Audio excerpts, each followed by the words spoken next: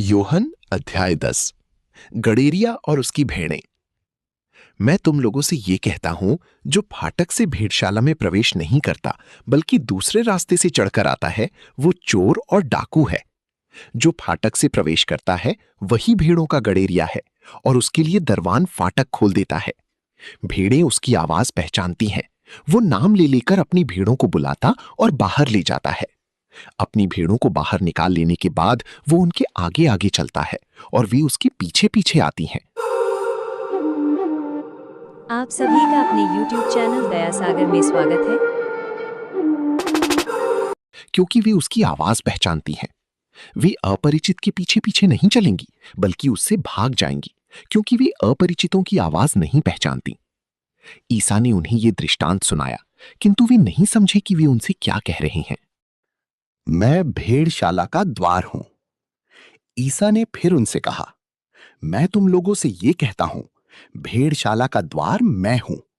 जो मुझसे पहले आए वे सब चोर और डाकू हैं, किंतु भेड़ों ने उनकी नहीं सुनी। मैं ही द्वार हूं। यदि कोई मुझसे होकर प्रवेश करेगा तो उसे मुक्ति प्राप्त होगी। वो भीतर बाहर आया जाया करेगा और उसे चरागाह मिलेगा। चोर केवल चुराने, मारने और नष्ट करने आता है। मैं इसलिए आया हूं कि वे जीवन प्राप्त करें, बल्कि परिपूर्ण जीवन प्राप्त करें। भला गडेरिया मैं हूं। भला गडेरिया अपनी भेड़ों के लिए अपने प्राण दे देता है। मजदूर जो न गडेरिया है और न भेड़ों का मालिक, भेड़िए को आते देख भेड़ों को छोड़कर भाग जाता है, और भेड़िया उन्हें लूट ले जाता है और तितर बितर कर देता है। मजदूर भाग जाता है क्योंकि वो तो मजदूर है और उसे भेड़ों की कोई चिंता नहीं। भला गडेरिया मैं हूं। जिस तरह पिता मुझे जानता है और मैं पिता को जानता हूं, उसी तरह मैं अपनी भेड़ों को जानता हूं और मेरी भेड़ें मुझे जानती हैं। मैं भेड़ों के लिए अपना जीवन अर्पित करता हूं। मेरी और भी भेड़ें हैं जो इस भेड़शाला की नहीं है। मुझे उन्हें भी ले आना है। वे भी मेरी आवाज सुनेंगी। तब एक ही झुंड होगा और एक ही गडेरिया। पिता मुझे इसलिए प्यार करता है कि मैं अपना जीवन अर्पित करता हूं। बाद में मैं उसे फिर ग्रहण करूंगा। कोई मुझसे मेरा जीवन नहीं हर सकता। मैं स्वयं उसे अर्पित करता हूं।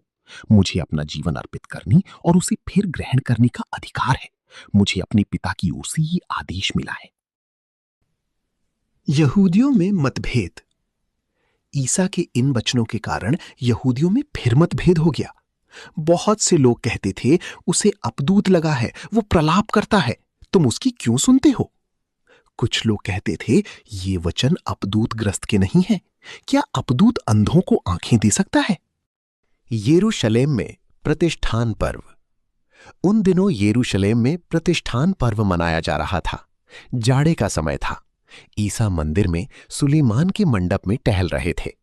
यहूदियों ने उन्हें घेर लिया और कहा, आप हमें कब तक असमंजस में रखे रहेंगे? यदि आप मसीह हैं तो हमें स्पष्ट शब्दों में बता दीजिए। ईसा ने उन्हें उत्तर दिया, मैंने तुम लोगों को बताया और तुम विश्वास नहीं करते। जो कार्य मैं अपने पिता के नाम पर करता हूं, वे ही मेरे विषय में साक्ष्य देते हैं। किंतु तुम विश्वास नहीं करते, क्योंकि तुम मेरी भेड़ें नहीं हो। मेरी भेड़ें मेरी आवाज पहचानती हैं। मैं उन्हें जानता हूं और वे मेरा अनुसरण करती हैं। मैं उन्हें अनंत जीवन प्रदान करता हूं। उनका कभी सर्वनाश नहीं होगा और उन्हें मुझसे कोई नहीं छीन सकेगा। उन्हें मेरे पिता ने मुझे दिया है। वो सबसे महान है। उन्हें पिता से कोई नहीं छीन सकता। मैं और पिता एक हैं। यहूदियों ने ईसा को मार डालने के लिए फिर पत्थर उठाए। ईसा ने उनसे कहा, मैंने अपने पिता के सामर्थ्य से तुम लोगों के सामने बहुत से अच्छे कार्य किए हैं। उनमें किस कार्य के लिए मुझे पत्थरों से मार डालना चाहते हो? यहूदियों ने उत्तर दिया, किसी अच्छे कार्य के लिए नहीं, बल्कि ईश निंदा के लिए हम तुमको पत्थरों से मार डालना चाहते हैं, क्योंकि तुम मनुष्य होकर अपने को ईश्वर मानते हो।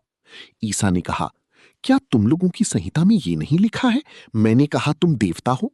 जिनको ईश्वर का संदेश दिया गया था, यदि संहिता ने उनको देवता कहा और धर्म ग्रंथ की बात टल नहीं सकती, तो जिसे पिता ने अधिकार प्रदान कर संसार में भेजा है, उससे तुम लोग ये कैसे कहते हो, तुम ईश निंदा करती हो, क्योंकि मैंने कहा मैं ईश्वर का पुत्र हूं? यदि मैं अपने पिता की कार्य नहीं करता तो मुझ पर विश्वास न करो, किंतु यदि मैं उन्हें करता हूं तो मुझ पर विश्वास नहीं करने पर भी तुम कार्यों पर ही विश्वास करो, जिससे तुम ये जान जाओ और समझ लो कि पिता मुझ में है और मैं पिता में हूं। इस पर उन्होंने फिर ईसा को गिरफ्तार करने का प्रयत्न किया, परंतु वे उनके हाथ से निकल गए। यरदन के उस पार। ईसा यरदन के पार उस जगह लौट गए जहां पहले यूहन्ना बपतिस्मा दिया करता था और वहीं रहने लगे। बहुत से लोग उनके पास आए। वे कहते थे, यूहन्ना ने तो कोई चमत्कार नहीं दिखाया, परंतु उसने इनके विषय में जो कुछ कहा वो सब सच निकला। और वहां बहुत से लोगों ने उनमें विश्वास किया।